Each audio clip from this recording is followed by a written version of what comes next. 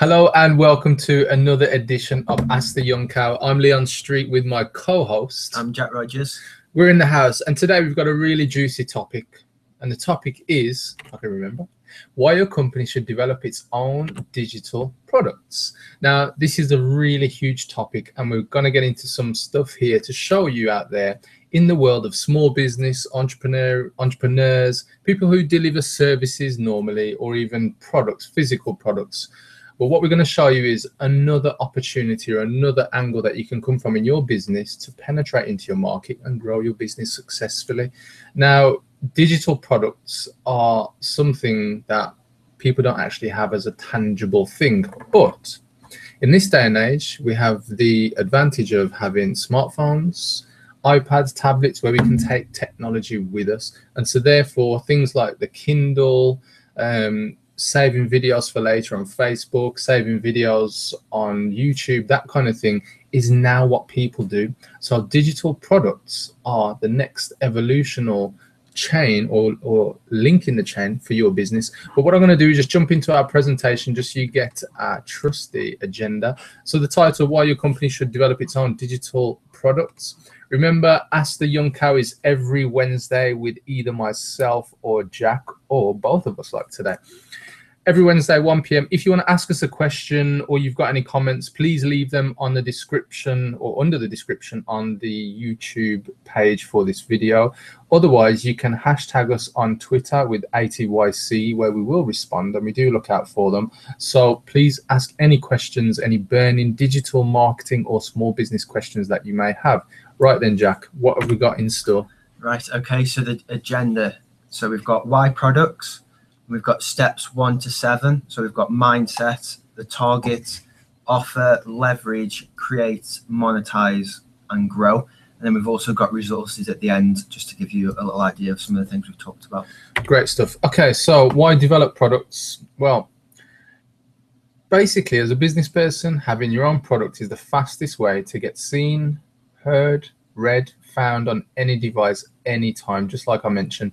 You can build your brand while you sleep, and with your own products, as we've got in our nice bullets, you can scale your revenue and impact. You can leverage your time and stop trading your time for money, create passive ongoing income, make money while you sleep. You can generate income and a business that is not dependent on you.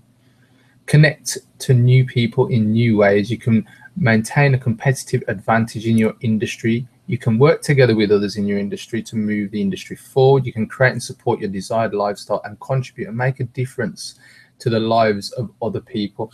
Now, all of this might seem a bit airy-fairy, but when you think about it, if you've got a digital market, why are you laughing, Jack? Just because I said airy-fairy. I've not heard of that before. Okay, well, if it sounds fluffy, if it sounds like you've been wrapped in cotton wool, the key thing here with digital marketing, with digital products, is that you create a product or a video or a series of documents that people can access.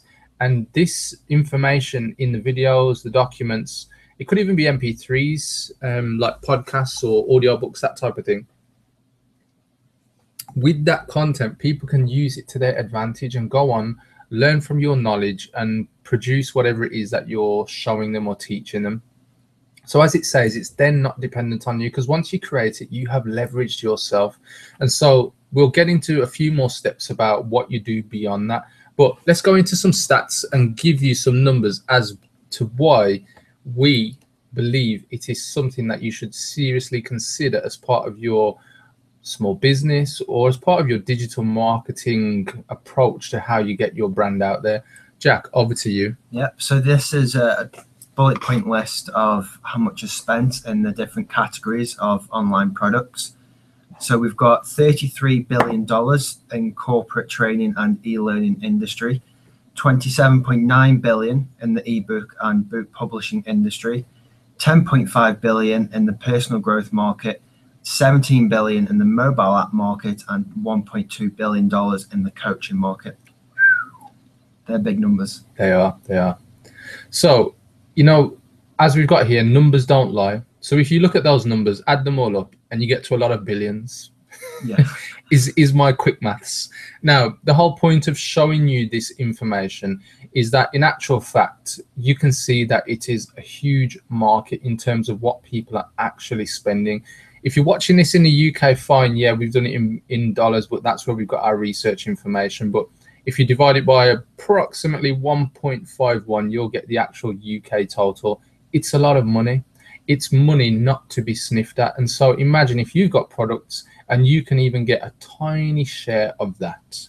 What difference would that make to your business? Probably a lot, I'm assuming. Now, as it says on the slide, the people you want to reach, they're online waiting for your knowledge. Your opportunity is there for you to monetize and make some real killings with creating your own products. Now, those numbers are huge. It doesn't take a genius to figure out what potential there is for you. Now, there are places that you can research and find out more about what products are out there.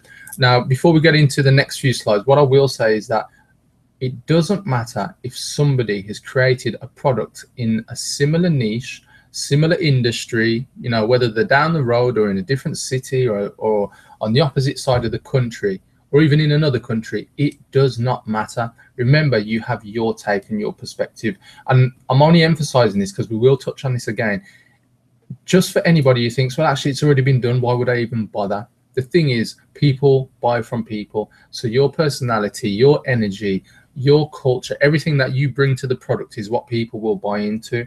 People like, you know, differences in humans. That's why we like some people and why we don't like others. Now, the key thing here is I'm just using this as what we're going to get into, which is mindset. And so I'm framing this up just so you guys get a feel for, actually, it doesn't matter if there's already products out there. You're an expert in your niche, in your town, in your city, whatever. People turn to you and say, yeah, the stuff you tell me, teach me about is awesome. This is aimed at you. Okay, so let's move on. Let's jump back into the presentation. Beyond the stats. So steps 1 to 2, and we've got 7 of them, is mindset. Make the big shift from being a doer, so somebody who does the service or delivers the service, to a marketer and business owner. You'll access your strength, you'll resolve your product title, product format, and walk away with a big idea that becomes the foundation of your business. And so this is where I'm talking about whatever you're a specialist at or people turn to you for, you know, this is where you have to have your shift so that you've got that big idea that actually, just to give you an example, we're currently in the process of creating approximately 4 to 5 products, aren't we, Jack? Yeah. And so these products will cover different aspects of digital marketing. And the first 2 will be coming very soon, won't they, Jack? They will be. Good. So for us, we focused on our specialism, which is digital marketing. And so what you need to do is look at what you do, whether you're a plumber, whether you're an accountant, a solicitor, whether you clean windows, whether you're a florist, it doesn't matter. People want to learn the stuff that you know.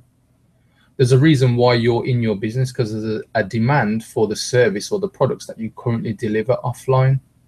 So look at becoming the person who creates with that big idea. The next step is, once you've got the mindset right, look at your target audience. So identify and understand your ideal customers, the avatars. So what do they look like? So the different characteristics. I was actually with a client the other day who was trying to define their customers, and what was quite interesting is that they used a specific level of supermarket that their customers shop at. And what they said to me is that our customers were more of a luxury customer, and therefore they shop at this potential or this specific supermarket.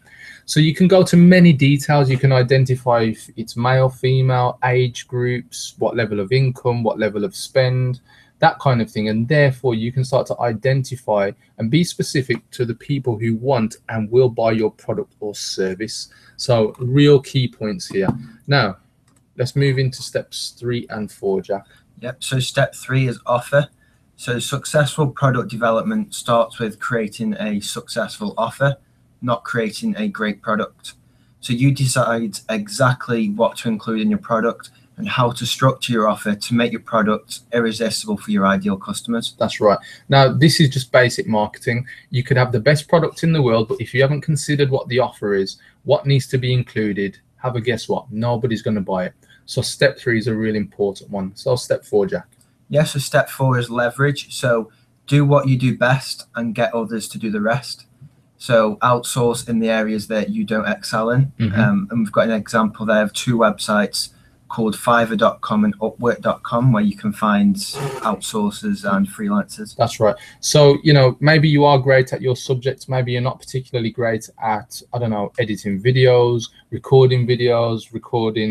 creating the offer maybe. Or maybe actually you want to consider outsourcing some of the aspects, get a copywriter to create some of the text for your sales pages for your products, get somebody to review the grammar if English or grammar isn't your best subject. And if you are watching this and you're not from England, then, you know, whatever language that you want to produce your product in. And here's another idea. Maybe your product is created in English, but you want to then offer it in different languages so you can penetrate into different countries, opening up the market share even further.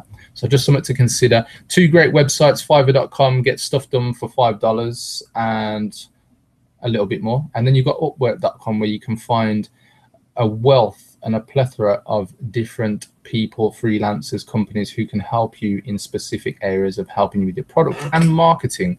Right, then let's move on to step 5. So this is the part where you actually do some stuff, you create. So you get a quality product created and to market as efficiently and effectively as possible. The 4 key elements of product development, which I've got listed below, and deliver a product that is, produce product that is effective, empowering the content targeted towards your specific audience. And so the key things here: the idea, develop, launch, and evolve. So once your product is created, don't just think that's it, end of story. What may happen once you've launched is that people start to ask you frequently asked questions. Before you know it, you want to stop those questions. So you create an answer by evolving your product with maybe new content that solves or answers those questions. And so therefore, version 1 might actually turn into version 1.1, 1.2, 1.3. Before you know it, you've added even more value into the product because of people asking you questions. You could even go into beta, where you launch the product as a beta version, and off the back of that, you're able to get enough questions asked about your product from a test bed. Let's say you launch it via doing some Facebook marketing or Google marketing, where you can pull in a test amount of members getting into your product if you've got your own website, which we'll get onto a bit later, or the channels that you can get your product out there, and start to end up with a pool of, I suppose, test users so that you can polish and evolve it before you actually go to live launch. Okay, so step 6, Jack. Yeah, so step 6 is monetize. So this is about maximizing as many channels and as many forms of media as possible to reach your loyal fans, your current customers, and your future prospects. And this will compel them to buy your products because it's a direct match to what they urgently want and what they need. And there's 3 examples there of current websites that offer courses and a platform for you to learn, which is udemy.com, lynda.com, and allison.com. I just want to jump in there. So it's an opportunity for your customers to learn. So these are the places where you can actually post and put your product on. So if it is a video course, let's say, you can definitely get it onto Udemy. There is lynda.com and Allison. Allison, I find, tends to be a lot more free courses, but you might find it's a great way just to get your brand out there, get people interested in probably a lower tier product, and then upsell them into a medium and higher, more advanced products that probably then sells for, you know, more money. So definitely something to consider. We are going to get onto the other points in a moment, Jack, but I just really want to jump into Udemy. I know that you've used it before. Yeah. So just give our audience a kind of idea of what Udemy is about, or if nobody's done this before, what is it that they can expect? Say that they've created their video, so they've taken, you know, the previous steps that we've spoken about. They've got the videos ready to upload. They've been outsourced. They've got the mastered versions back. What happens once they upload them to Udemy? What happens from a learner's point of view, Jack? Yeah, so basically you go into your course and you have different sections. So, for example, if it's for WordPress, it'd be how to set it up, and then little things in between. Mm-hmm. And you go down, you can play each one. You can have descriptions. You'll have resources like PDF documents. And once you've watched it, it'll tell you that you've watched it as well. So you won't end up watching videos over and over again. Mm-hmm. And I think another good reason is you can do it offline. Okay. So if you've got a mobile phone, if you do train journeys, you can make it available offline. Mm-hmm. And learn on the go. Great stuff. Okay, so hopefully that's given you a bit more of an idea of what's possible from a learner's point of view. Yeah. Now, it is really good to check out these websites. Sometimes they have offers on where you can get courses a lot cheaper, like we have done today recently, where we've picked up 4 different courses for a bit of our research that we're looking into potential competitors and to get ideas and improve on what they're doing with our tech. Now, what are the other options that we've got for developing your courses and channels? Yeah, so you can also self-host them on your own website. So your WordPress website, for example, there's plugins available called Optimize Press and Wishlist Member, which give you a similar platform to Udemy, for example, where you can set up your course and it's more structured. I suppose the advantage here is that if it's on your own website, you're not paying any commissions to the other websites, and all of the money goes to your bank account. So it is something to consider. It doesn't mean that that's the only place you should consider, because it might be that whilst it sounds great to have it all on your own website, Udemy has already got ready-made traffic and audience waiting for you. So something to consider. It just means that you probably end up with more channels.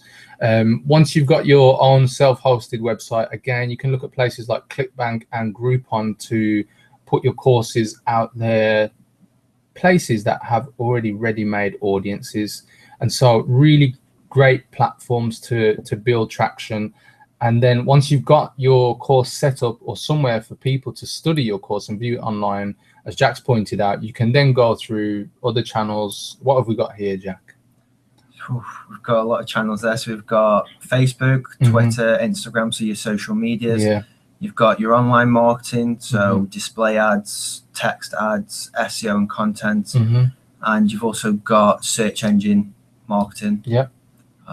Print, radio, TV, direct sales, emails. So emails, newsletter. If you know you've got a list that could be interesting to it, that's another way of getting your course out there. You might actually have like a free course that you offer, a short one that gives value, where you give that away for free, but people opt in with a name and email, and maybe you build your email list off of a smaller free course, which you can then use that list to sell them or upsell them to a higher or paid product. So, you know, different ways, lots of great channels there.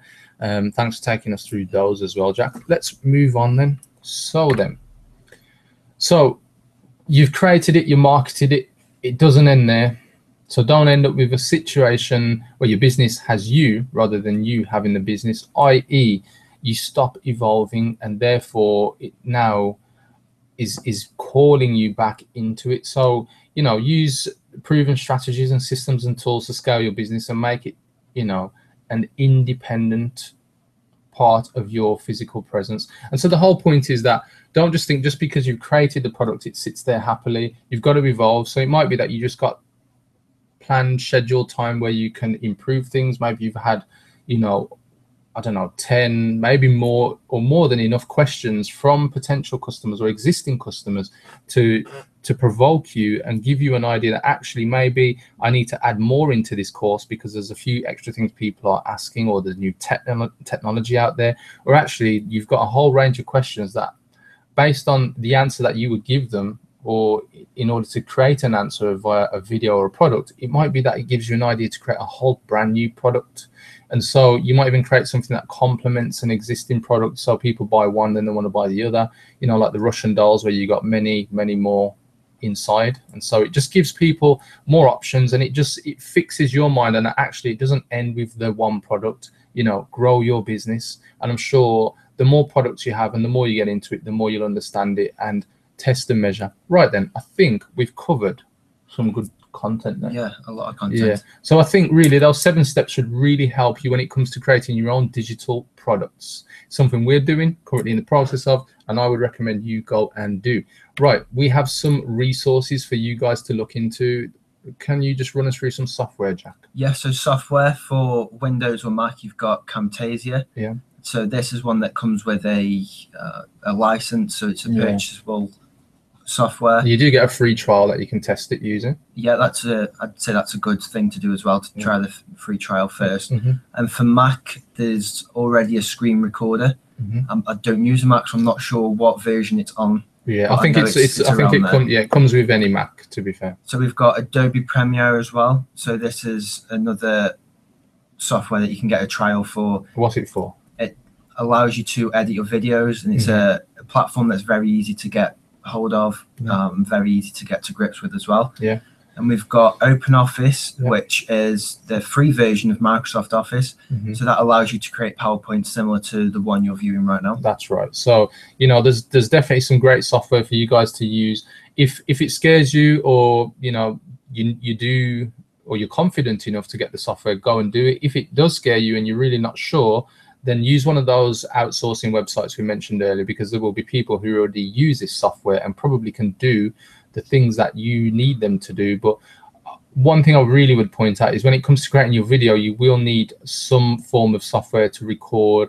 If it's either you to camera, that's different. You can record obviously on a video camera, but if it's not that, or like a web camera, then you will need to be recording what's on your screen. And if that's the case, you will need something like Screen Recorder, which, as Jack points out, comes with a Mac, or you'll need to buy a license for Camtasia. But check out the trial. Right, there's some really huge, big hitters online. I've not even come close to listing them all. I've just listed a few. I've got to give a big shout out to Pam Hendricks and Mike Koenigs, because there's a lot of content I've learned and pulled from those two people. Those are the ones on the right-hand side. Who we've helped to fill this presentation with. They've got some really great products and books out there that will really help you with product creation. Look into Brendan. I put Brandon here. Whoops. Let's change it on the fly. Brendan Bouchard. He is super huge when it comes to product creation, digital marketing, best-selling author. Look into him. Loads of products. Russell Brunson. It's this guy on the left. He actually looks about 14 years old, but he's probably more closer to 40. He's just blessed with the fountain of youth, fortunately for him. But look into Russell Brunson. His story goes back to his very first product he created, which was how to create your own homemade potato gun. You've got to find out more about this guy. And he's not a kid, believe me. He's an adult, a man. Look into Ryan Dice. I haven't got his picture on here, but I put one more from the UK in the middle, and that's Shah Wasmund. Look into her. Lots of products, lots of value. These are some really great resources of people to look into, not just to look up to, but look into. You'll learn from them. Right, so hopefully we've just whetted your appetite around the topic of digital products and why you should consider it. Remember the numbers, billions. Remember the opportunity. Who else is doing that in your industry, in your city, depending on, you know, what scale you want to go to. And if there are some people out there, don't think there's not enough room for me. There's 7 billion people in this world. There's room for your stuff as well, believe me. So go out, look at it, and hopefully you found this of some value.